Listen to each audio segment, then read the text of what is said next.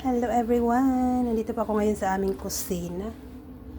At ito guys, hindi na po ako namamalingki, hindi na ako pupunta kung saan para mamalingki. Si Amo na lang nag-order sa online. Park and shop din yun.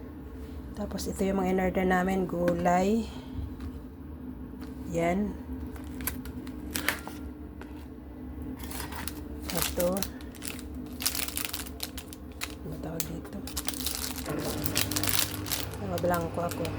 Ito watermelon, ampalaya, carrots, cabbage. Ito. Malalaki ko.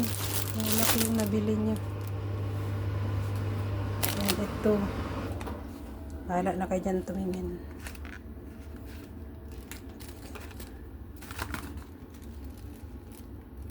Blueberry. Bumili siya nito.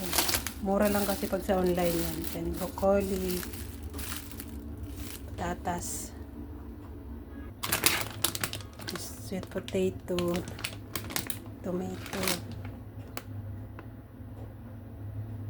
orange. Ito hindi ko alam ano ito. Parang ano, juice bomb ba nakalagay? Juice bomb. Ayan. Tapos dragon fruit. Ayan. Pears. Saka bread ko. Binili ni Amo. Diba? Magulo yung kusina namin.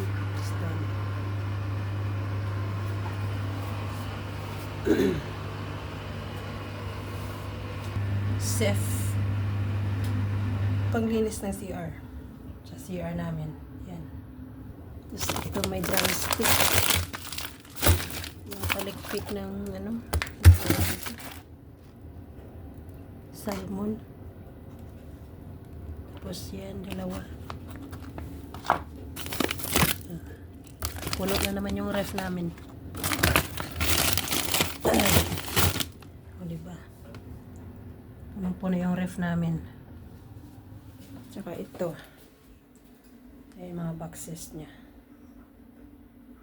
Tapos ito pa.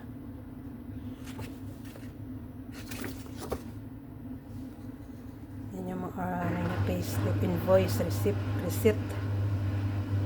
Ano ba? Ito kasi nagde-deliver sila kay 300 plus nagde-deliver na sila. Diba? Yan yung price.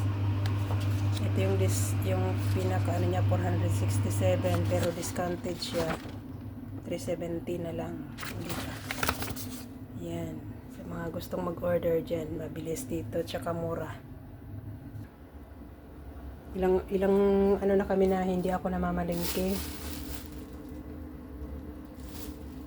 Hindi ako nag-grocery dahil nag-order si Amo. Pati yung rice ko, mantika. Ayan, in-order niya lahat yan. Tipid. That's all. Thank you so much sa panonood.